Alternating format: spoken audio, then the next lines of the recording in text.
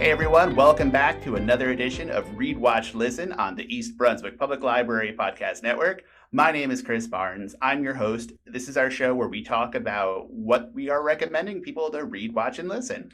Our special guest today is John Arthur. He is the director here at East Brunswick Public Library. John, how are you doing today? Doing well. How are you? Oh, good, thank you. John does a lot of the administrative work at the library, but when he's not doing that, you can find him around the building. He does children's concerts. He's done them inside the building, outside the building, all over the library grounds. So, John, why do you like doing children's concerts so much? Well, it's just fun. I get to play guitar and sing at work, and the kids they laugh a lot, they jump around. It keeps the families happy. The parents are usually really happy to join in. So it's a really fun way to engage with the community, and it's a really good educational experience too, because for a 2, 3, 4-year-old, learning to count the strings on the guitar and learning the lyrics to songs, it's a really good way to build those skills that they're going to need in life. So in your concert set, what is the most kid-friendly song that you play? Well, obviously they're all kid-friendly. The one I was just talking about, I think goes over really well is I wrote a song about counting the strings on the guitar, and you have to shout out the number of strings throughout the song, and it tends to go over really well. I do these things every week, so you'll have people coming back and they know it from the week before, and they've learned it, and they're ready to go, and they're ready to shout out the numbers when the time comes. Very cool.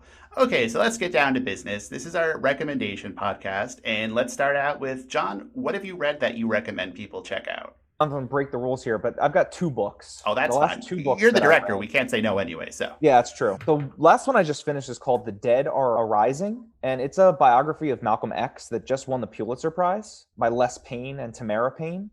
It's incredibly well researched. It's a crucial read for anyone who really wants to understand American history. I can see why it won the Pulitzer Prize because it's so in-depth, and having read the autobiography of Malcolm X years ago, it's a good supplement to that book.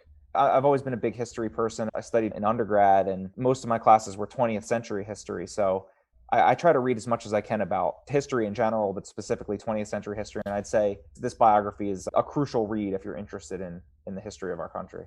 That definitely sounds interesting. Okay, we're going to take it in a different direction now. So, John, what do you recommend people watch? I finally watched the movie Parasite that won the Academy Award for Best Film, I think 2 or 3 years ago. I liked the director so much that I just started watching all of his movies, and they're all very different. Another one called Snowpiercer is kind of an adventure movie, but it's about class and a class struggle all on a train. They're very conceptual movies, but they're also action movies that are conceptual. It's hard to describe, but yeah. So I've gotten really into that work, and most of those films I've seen just in the past 3 or 4 weeks. So that's what I've been watching lately. No, they're both good choices. I like Snowpiercer because there was a lot going on in that. And so it checked off all the boxes, and Parasite obviously is a good film. So great choices on those, and I can co-sign on those. And last is what have you been listening to? So I listen to a lot of music. Lately, I've been listening to the band Mono, and I guess they're described as a post-rock band.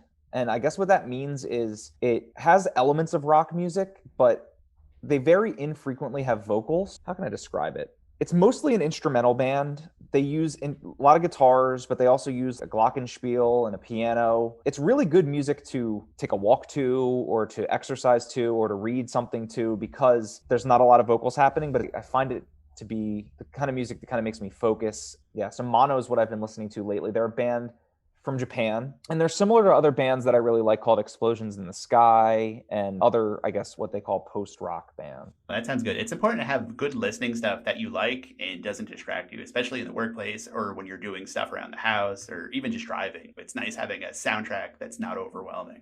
Yeah, actually, I was writing a grant proposal with Mono playing in the background, and I kind of looked up 45 minutes later, and I just wrote most of this draft in that one 45-minute segment, just plugging away while listening to Mono.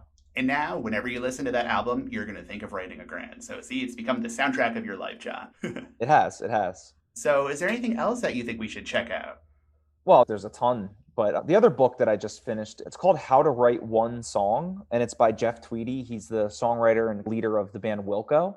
It's a really fun book in a lot of ways because it's a guide to writing songs, but it's also a reflection on creativity in general and the creative process with little bits of biography in there. It's a really short book. You can read it in an hour or two, but I've been writing songs my whole life, and I read it and I picked up my guitar and was re-inspired to write. And I would say even if you don't write songs, if you're an artist of any sort, or you write stories or poems, or you're a painter, it still would be an interesting book to read because of the reflections on creativity. And a lot of those lessons can be applied to any creative process that you might be engaged in.